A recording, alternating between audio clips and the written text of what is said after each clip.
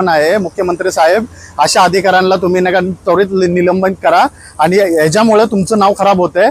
म्हणून बोलतोय, खरंच ठाणं बदलत नाहीये, ठाणं खरं घाण होत आहे.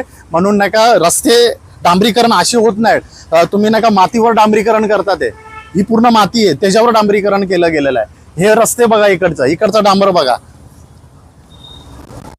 हे तुम्ही बघू शकतात की पायाने निघतंय, ही पायाने पूर्ण डांबर निघतोय. काय हे बघा, हे पायाने निघतोय डांबर, हे बघू शकता तुम्ही. हे आहे का डांबरीकरण? ही आपला जनतेचा पैसा असा वाया चाललेला आहे, यांना काही पडलेलं नाहीये.